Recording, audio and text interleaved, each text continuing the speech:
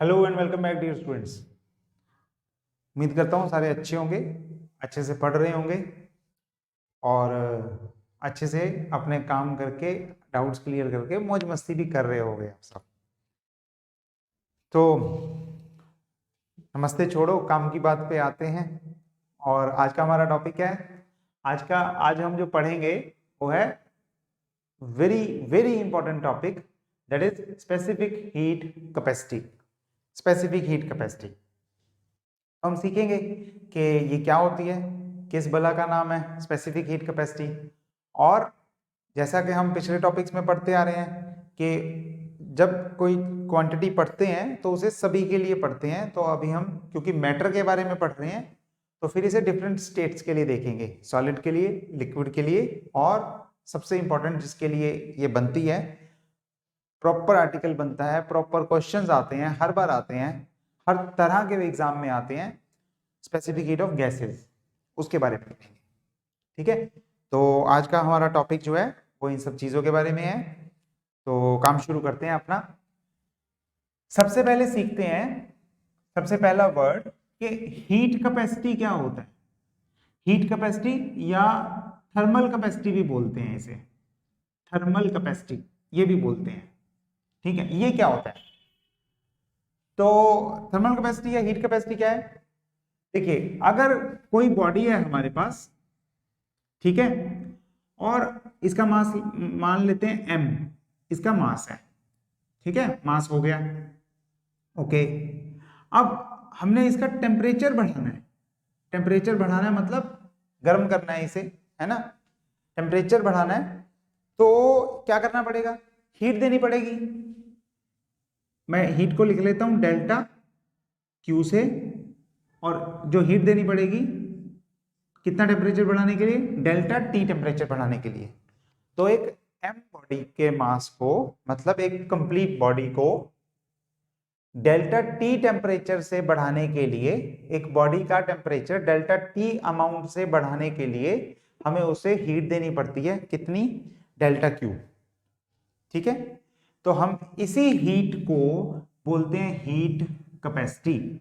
अगर इसे हम 1 ले लें तो क्या डेफिनेशन बनी? हीट कैपेसिटी, ध्यान से देखना डेफिनेशन क्या बनती है। Heat capacity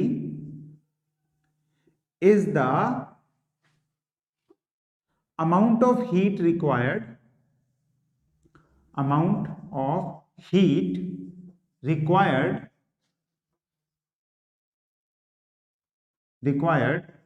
to raise the temperature of a body, raise the temperature of whole body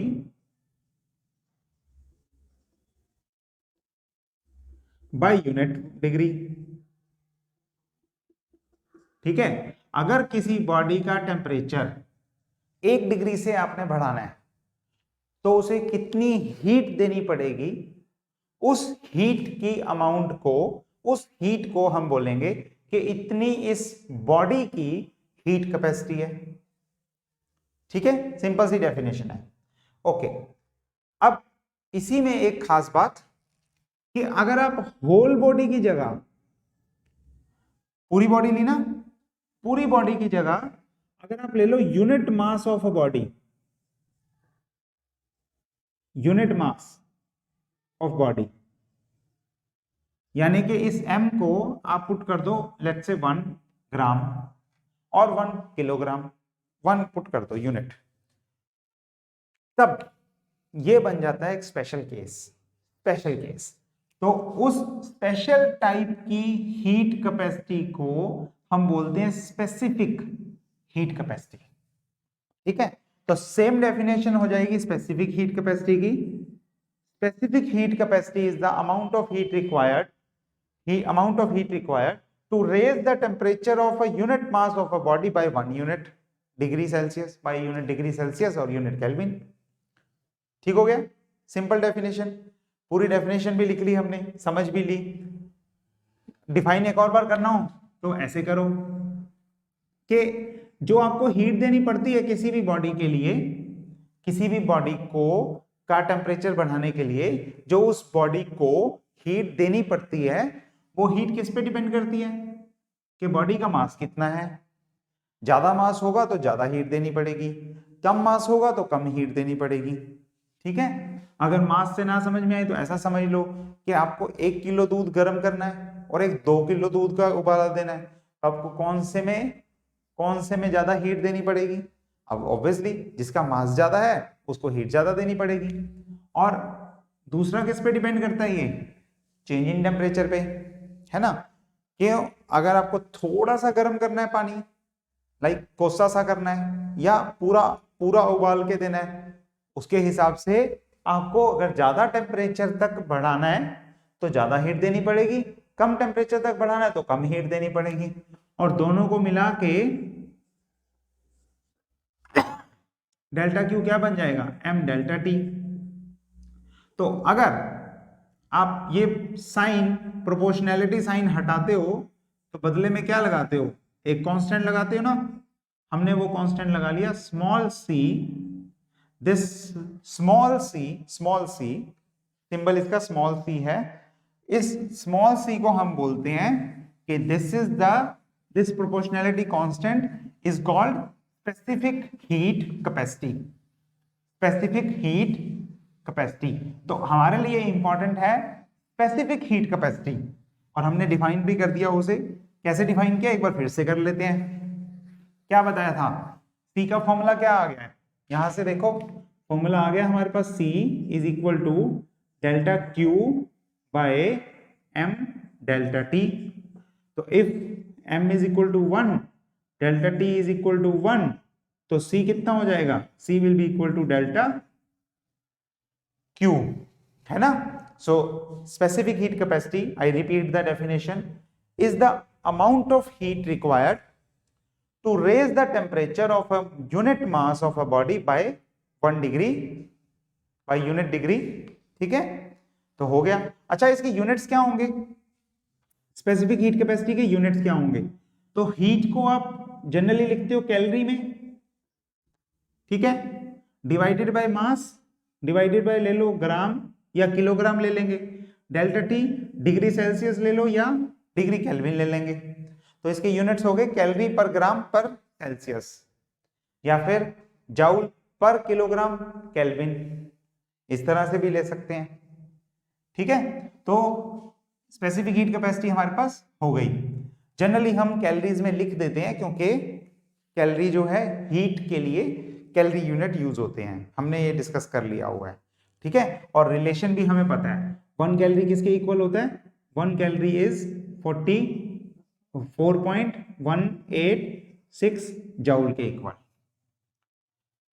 ठीक है, तो ये भी हमने किया हुआ है पहले लेक्चर्स में। ओके, कुछ एक वैल्यूज भी लिख लो। C जो होता है इज मैक्सिमम फॉर हाइड्रोजन, याद रख सकते हो, हाइड्रोजन के लिए इसकी वैल्यू सबसे ज्यादा है। यानी कि अगर आपको हाइड्रोजन को गर्म करना हो, हाइड्रोजन का टेम्परेचर बढ़ाना हो, तो आप हीट दे दे थक जाओगे, हीट दोगे, बहुत सारी हीट उसे चाहिए होगी, तब जाके वो गर्म होगा, नहीं तो वो टेम्परेचर अपना नहीं बढ़ाएगा। ठीक है, सबसे ज्यादा किसकी हुई, हाइड्रोजन की होगी। कितनी कितनी होती है, it is around 3.5 calories, 3.5 calories पर ग्राम सेल्सियस। ठीक है, दूसरी वैल्यू आप याद रख लो वाटर की, इट इज 1 कैलोरी पर ग्राम डिग्री सेल्सियस। ठीक हो गया। 1 कैलोरी को अगर आपने ऐसा यूनिट में कन्वर्ट करना हो तो 1 कैलोरी कितना होता है, 4.2 लिख लूं इसे मैं, 4.18 को 4.2 लिख लेता हूं, 4.2, और ये जो अपॉन में ग्राम है ना, 1 ग्राम इज 1/1000 किलोग्राम, और जो कैलोरी है 1 कैलोरी इज 4.2 जाउल। तो यहां से हम क्या सीखेंगे, यहां पे 4.2 जाउल और इंटू 1000 पर किलोग्राम, डिग्री सेल्सियस लिखो डिग्री केल्विन लिखो, कोई फर्क नहीं, क्योंकि यूनिट चेंज जो है दोनों में सेम होता है। अगर आप किसी का बॉडी का टेम्परेचर 1 डिग्री सेल्सियस से 2 डिग्री सेल्सियस कर रहे हो या 1 डिग्री केल्विन से 2 डिग्री केल्विन कर रहे हो, एक ही बात है, क्योंकि मतलब unit change in degree Celsius is equivalent to unit change in degree Kelvin. ठीक है, तो ये कितना बन गया? This becomes around 4200 joule per kilogram per kelvin, right. इसका क्या मतलब है? देखो कितनी ज्यादा हीट है। 1 किलो पानी को 1 डिग्री केल्विन भी गर्म करना हो, अगर 1 केल्विन, सिर्फ 1 केल्विन गर्म करना है, तो आपको 4200 जूल्स एनर्जी देनी पड़ेगी। इतनी एनर्जी देनी पड़ेगी आपको। So it's a huge number. इसीलिए वाटर को हम एज ए कूलेंट यूज करते हैं। हीट एब्जॉर्ब इसका बहुत ज्यादा है, तो हम उसे एज ए कूलेंट यूज कर लेते हैं। ठीक है, बस 2 वैल्यूज या एक वैल्यू, पर्टिकुलरली एक वैल्यू जरूर याद रखो, बाकी किसी को चाहे ना याद रखो। इतना याद रख लेना, फॉर ऑल अदर सब्सटेंसेस जो C होता है that is less than 1।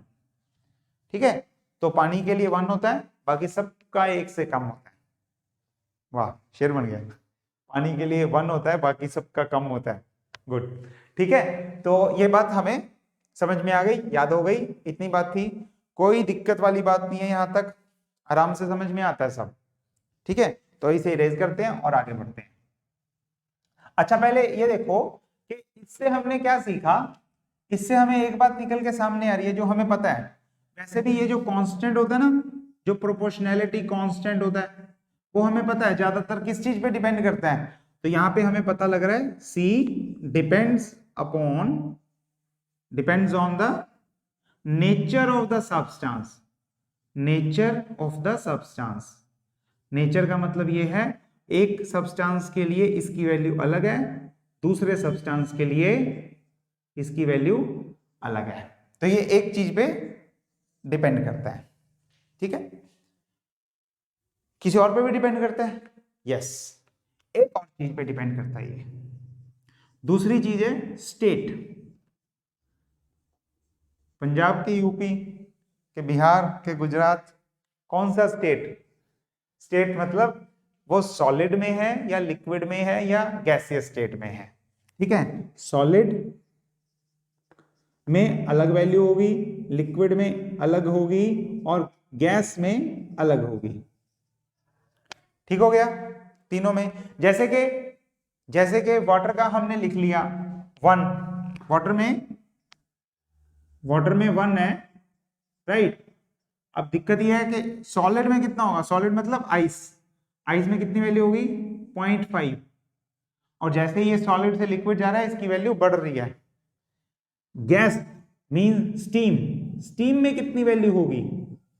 Steam में इट इज अराउंड 0.47 होती है शायद। ठीक है, तो ये भी कितनी है? 0.5 के ही करीब है। ध्यान रखना, ऐसा मत करना कि वाटर से उसे बढ़ा दो, कि सॉलिड से लिक्विड बढ़ा है, लिक्विड से गैस भी बढ़ेगा, ऐसा नहीं होता। वाटर की 1 होती है, बाकी सबकी 1 से कम होती है ना। अब ये भी सीखा हमने।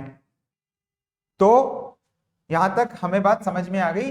Heat capacity, specific heat capacity, specific word जरूर यूज करना, क्योंकि ये स्पेसिफिक वैल्यू है when m is equal to 1। ठीक है, तो यहां तक हमने सारा समझ लिया। Okay, nice. तो आगे देखते हैं, इसी की और कुछ हम वैरायटी देखेंगे। तो हमने ये जो हीट कैपेसिटी देखी स्पेसिफिक, ये कितने मास के लिए ली? 1 मास, यूनिट मास के लिए, राइट।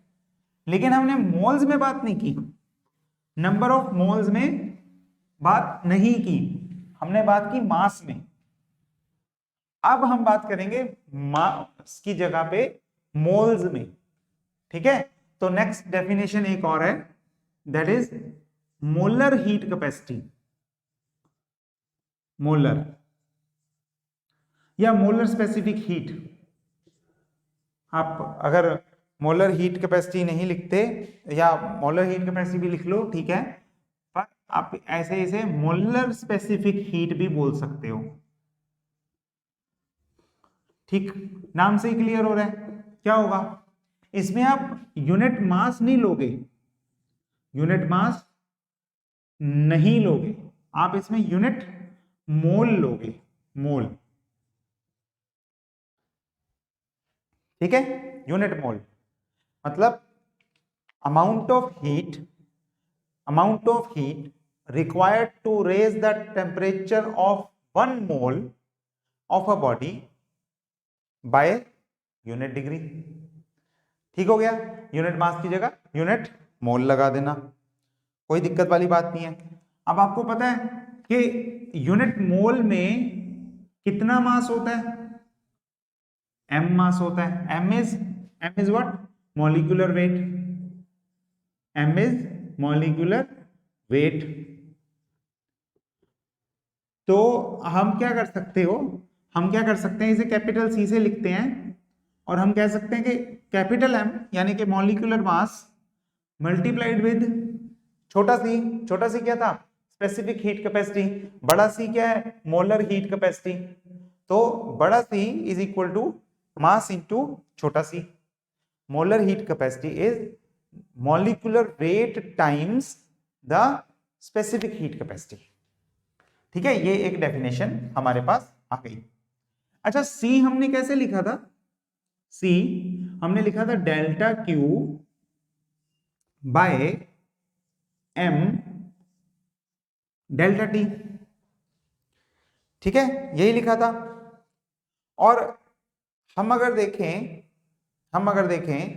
तो हमारे पास m की वैल्यू कितनी होती है, m की वैल्यू कितनी होती है, अगर हम दिखते हैं, हम इसे लिख सकते हैं कि 1 ग्राम मोल में कितना मास आता है, इतना, ठीक है। तो n मोल्स में मतलब m ग्राम मास में कितना आएगा, इतना आ जाएगा। समझ में आ गई बात। देखो एक बार फिर से कोशिश करते हैं कि हमें क्या चाहिए, हमें चाहिए फॉर 1 ग्राम मोल, 1 ग्राम मोल जो है, फॉर 1 ग्राम मोल हमारे पास मतलब 1 मोल में क्या होता है, ऐसे देखो ना, 1 मोल में क्या आता है, मॉलिक्यूलर मास, 1 मोल में आ गया मॉलिक्यूलर मास, 1 में m आ गया। तो n मोल्स में कितना मास होगा, nm, n मोल्स में कितना मास हुआ, nm, और मास हमें कितना दिया हुआ बॉडी का, m, यानी कि इसे m के इक्वल रख सकते हैं हम, ठीक है। अगर इसे m के इक्वल रखेंगे तो यहां पे क्या बन जाएगा, m की जगह पे हमने nm भर दिया, nm डेल्टा t, ठीक है। अब इस छोटे सी को अगर आप कैपिटल M से मल्टीप्लाई कर दो, अगर आप छोटे c को कैपिटल M से मल्टीप्लाई कर दो तो कैपिटल C आ जाएगा, कितना आएगा m, और स्मॉल c कितना है, delta Q by N M delta T, m से m कट गया तो ये हो गया 1 by N delta Q by delta T. तो ये भी एक फॉर्मूला है, इसे भी सीख सकते हो, ठीक है। हालांकि इंपॉर्टेंट सबसे बात हमने स्पेसिफिक हीट कैपेसिटी की ही करनी है, वही इंपॉर्टेंट है। मोलर हीट कैपेसिटी कहीं कहीं पे न्यूमेरिकल्स में यूज हो जाती है, अक्सर ये कंपटीशन के एग्जाम्स में उस तरह से यूज होती है जहां पे भी मोल्स में बात करते हैं हम, ठीक है। पर हमें तो आता होना चाहिए, इसलिए हमने ये इस पार्ट को भी सीख लिया। सीखने वाली 2 बातें थी, पहला m मास नहीं लेना, मोल लेने हैं, ठीक है, यूनिट मास नहीं लेना, यूनिट मोल लेने हैं। और मोल्स के लिए इसे मास को नंबर ऑफ मोल्स की टर्म्स में कन्वर्ट करना है। उसके लिए आपको पता होना चाहिए कि 1 मोल में कितना मास होता है, मॉलिक्यूलर मास होता है। n नंबर ऑफ मोल्स में n टू मॉलिक्यूलर मास आ जाएगा, that is the total mass of the body. वही चीज है, बाकी कुछ नहीं किया हुआ, बाकी सब सामने सेम लिखा हुआ है। ठीक है, तो हम यहां तक अच्छे से पहुंच गए।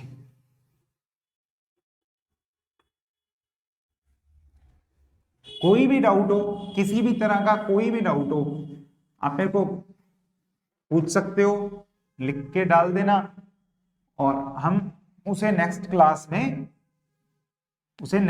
में हम डिस्कस कर लेंगे। ठीक है, चलो आगे देखते हैं। आगे जो है स्पेसिफिक हीट कैपेसिटी, अभी अभी हमने सीखा कि स्टेट पे डिपेंड करती है। ठीक है, स्टेट पे डिपेंड करती है, तो ये सॉलिड के लिए अलग होगी, लिक्विड के लिए अलग होगी, और गैसेस के लिए अलग होगी। राइट, समझ में आती है बात, कोई दिक्कत वाली बात नहीं है। स्पेसिफिक हीट कैपेसिटी जब हम सॉलिड्स के लिए बात करेंगे, डेफिनेशन तो बच्चों को ही रहेगी, डेफिनेशन तो बदलने वाली नहीं। डेफिनेशन क्या है, कितनी हीट चाहिए बॉडी का टेम्परेचर बढ़ाने के लिए।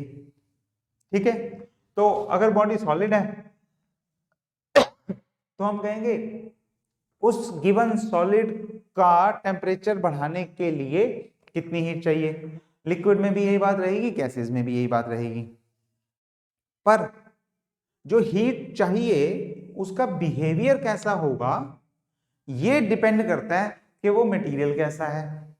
ठीक है, तो हमने ये बात सीखनी है नेचर में कहां जाके फर्क आता है, जिसकी वजह से हम इन्हें अलग अलग देख रहे हैं।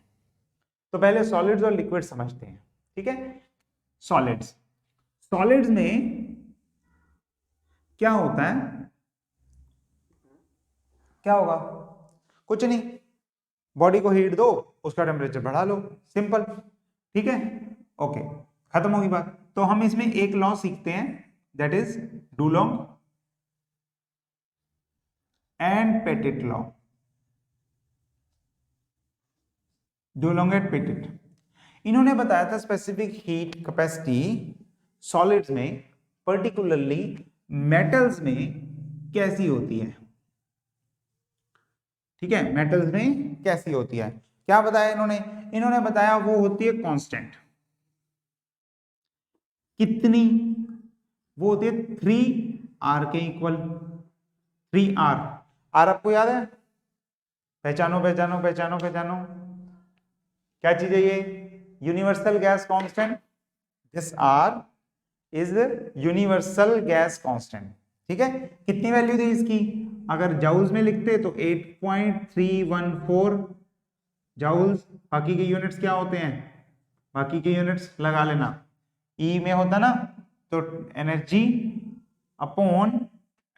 अपॉन मोल से डिवाइड करते हैं और टेम्परेचर से डिवाइड करते हैं। ठीक है, और अगर आप जाउल की जगह कैलोरी यूज करोगे तो कितना आ जाएगा, 2, अराउंड 2 आ जाएगा।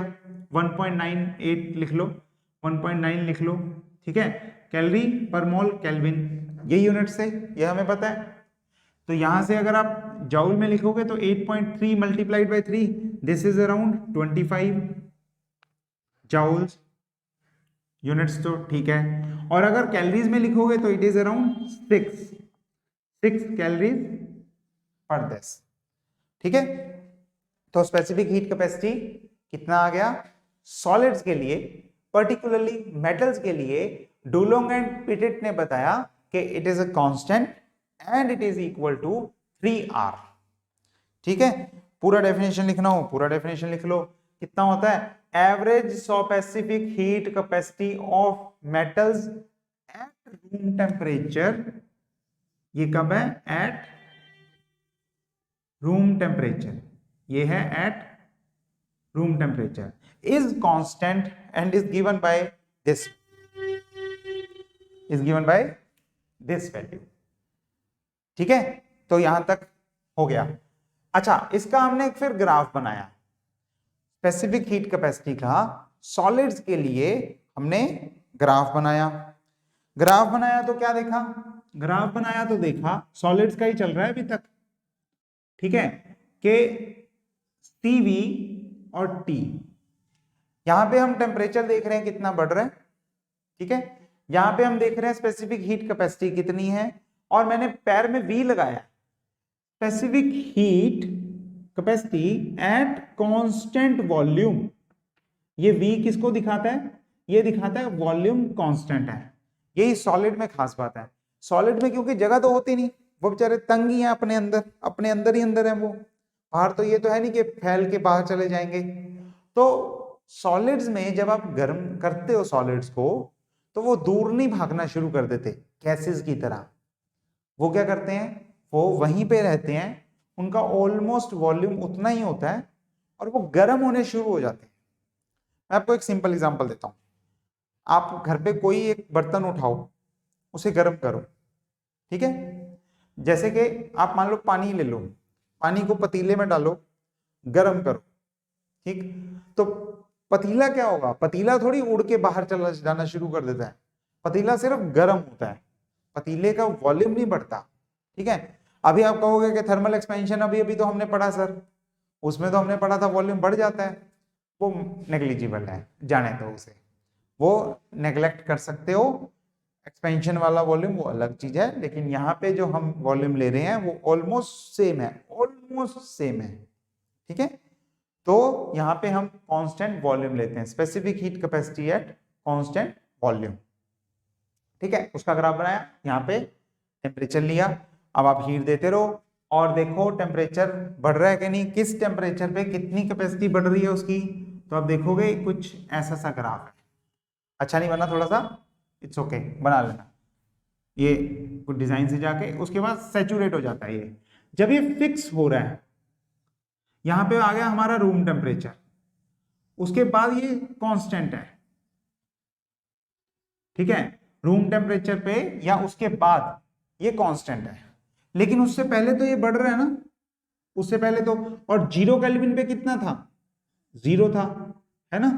तो ये जो ग्राफ है हायर वैल्यू वाला, कांस्टेंट वाला, किसने बता दिया, डुलोंग एंड पिटेट ने, लेकिन ये वाला जो है ना, ये जो इंक्रीज है विद इंक्रीज इन टेम्परेचर, ये वाला एक्सप्लेन नहीं हुआ था किसी से, तो आप यहां पे सीख लो कि ये किसने एक्सप्लेन किया था, डेबाय, डेबाय, डेबायज थ्योरी के नाम से थ्योरी आती है, DEBYE, डेबायज थ्योरी, उन्होंने ये एक्सप्लेन किया था कि ये लोअर टेम्परेचर्स पे, हाई टेम्परेचर पे क्या हो रहा है हमें पता है, लो टेम्परेचर पे क्या हो रहा है, कैसे बढ़ रही है ये हीट कैपेसिटी, वो उन्होंने बताया, ठीक। तो सॉलिड्स में आपको दो बातें सीखनी थी, पहला कि डुलोंग एंड पिटेट लॉ क्या है, डेफिनेशन याद कर लो, ये 3R वैल्यू याद कर लो, 3R का नंबर कितना आएगा वो भी देख लो, और दूसरा इसका ग्राफ कैसा सा होता है, जब आप स्पेसिफिक हीट कैपेसिटी का ग्राफ टेम्परेचर के साथ बनाते हो कैसा सा होता है,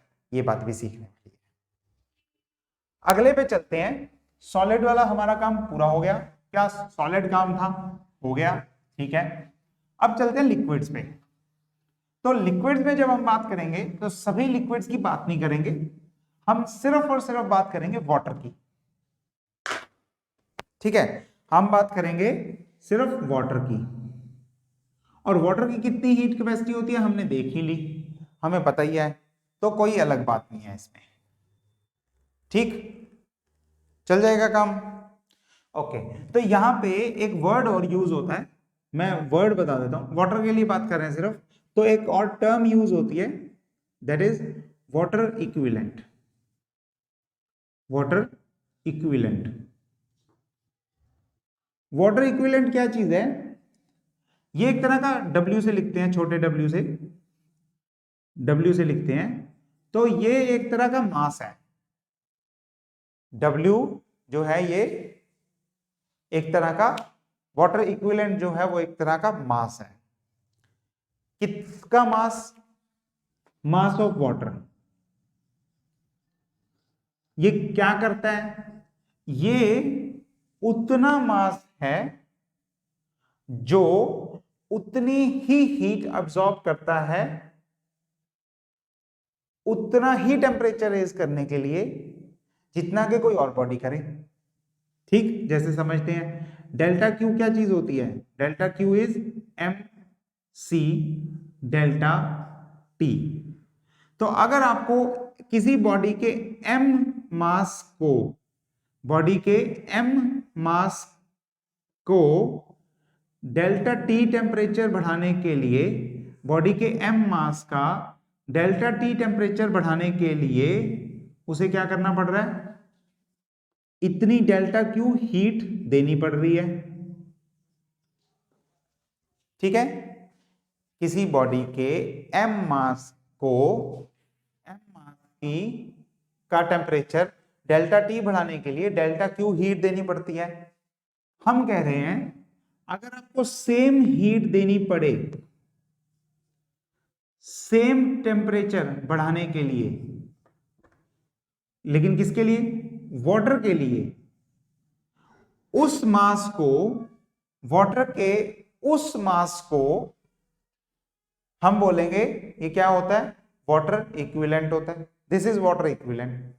इसका लॉजिक भी बड़ा सिंपल है, delta Q delta T same रख रहे हो आप। ठीक है, मान लो मैंने कोई कॉपर लिया, मान लो मैंने कॉपर ले लिया, कॉपर लिया, मैंने बोला कि इसे मैं 5 डिग्री टेम्परेचर इसका बढ़ाना चाहता हूं।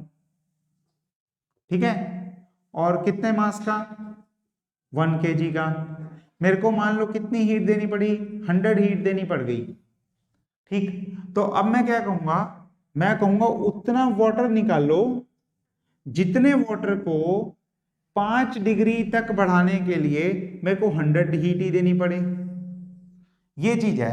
तो इसमें अब C तो आपको पता ही है वाटर का 1 होता है, 1 कैलोरी वाला यूनिट यूज करते हैं ना हम। तो W किसके इक्वल आ गया, W इक्वल आ गया MC के। ठीक है, तो चाहे नंबर वाइज ये MC के इक्वल है, वैसे ये मास है, क्योंकि इसका C 1 है इसलिए ये MC के इक्वल आ रहा है। ठीक है, सो वाटर इक्विवेलेंट, ये डेफिनेशन याद रख लो, it is basically the mass of water which absorbs the same amount of heat in order to increase the temperature by same amount। ठीक है, तो एक डेफिनेशन तो ये हो गई। लिक्विड में बस एक और डेफिनेशन सीखेंगे, फिर हम गैस की तरफ मूव कर जाएंगे। ठीक है, लिक्विड में एक और डेफिनेशन, फिर हम गैस की तरफ मूव करेंगे। ओके, लिक्विड के लिए भी क्या, वाटर के लिए ही है, और तो किसी के लिए क्या करना है। अगली जो बात है वो है कैलोरीमेट्री। सिर्फ एक डिवाइस के बारे में बताना है, एक सिंपल से चीज के बारे में बताना है, and that is calorimetry. Calorimetry आपने पढ़ा भी हुआ है, मुझे लगता है छोटी क्लासेस में 9th 10th में पढ़ के ही आए हो। कैलोरीमेट्री आपको पता है क्या होता है, कैलोरीमेट्री मेथड है, क्या करता है, मतलब जो इसका मेजरमेंट होता है, जो स्पेसिफिक हीट कैपेसिटी का मेजर करता है, ये मेजरिंग मेथड है।